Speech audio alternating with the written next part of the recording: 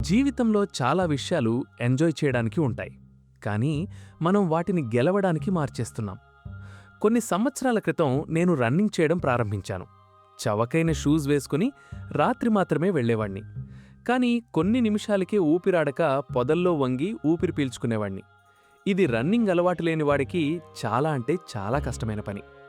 But నేను ఆపలేదు. ప్రతిరోజూ అదే సమయానికి వెళ్ళి రన్నింగ్ చేసేవాణ్ణి. కొంతకాలానికి ఈజీ అయిపోయింది. ఇంకా ఎక్కువసేపు పరిగెత్తగలిగాను.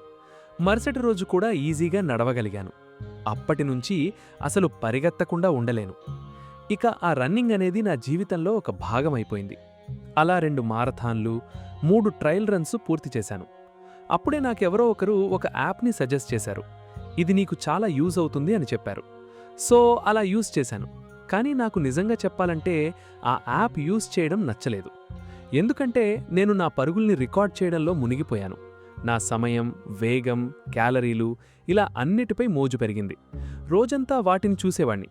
అంతేకాదు, నేను పరిగెత్తగం దాన్ని ఎంజాయ్ చేయలేకపోతున్నాను. అలా పూర్తిగా మానేశాను. ముందది నాకు పీస్నిచ్చేది. బట్ ఇప్పుడు నాలోని ప్రెషర్ని పెంచుతోంది. చివరికి ఆ యాప్ని డిలీట్ చేశాను. మళ్ళీ నార్మల్గా పరిగెత్తడం స్టార్ట్ చేశాను. అంటే మనందరం ఏదో ఒక విధంగా గేమ్స్ ఆడుతూ ఉంటాం.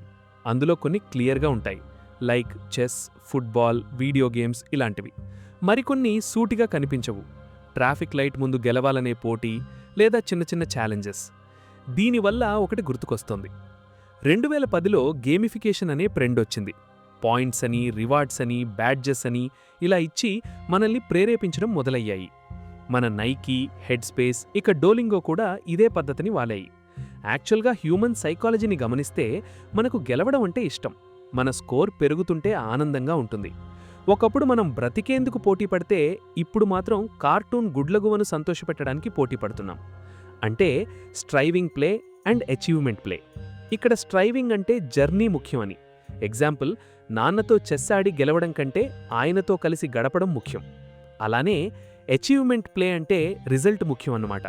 మీరు గమనిస్తే ఒలింపిక్స్లో ఆడే ప్రతి ఒక్కరూ మెడల్ గెలవాలనే ఆడతారు. సో ఇక్కడ సమస్య ఎక్కడుంది అని ఆలోచిస్తే, మన లైఫ్ని పూర్తిగా గేమ్లా మార్చేసినప్పుడు ఈ స్ట్రైవింగ్ ప్లేగా మారుతుంది. అంటే పరిగెత్తేటప్పుడు ఆనందం, ఆరోగ్యం కోసం పరిగెత్తాలి. ఇక్కడ నాలో, నీలో, అందరిలో ఇదే సమస్య.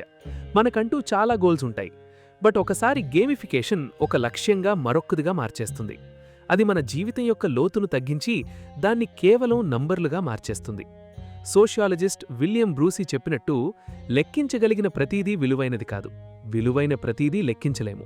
అలానే మన జీవితాన్ని ప్రతి చిన్న విషయాన్ని కొలిచే అలవాటు పెరుగుతోంది. కాని జీవితం అంత సులభంగా కొలవలేము. కొన్నిసార్లు ఫిట్నెస్ ట్రాకర్లు ఇంట్లో వదిలేసి బయటకు వెళ్లి రన్నింగ్ చేయడం మంచిది. లైఫ్ని ఎక్స్పీరియన్స్ చేస్తూ ఎంజాయ్ చేయాలి గానీ స్కోర్ చేయడం కోసం కాదు.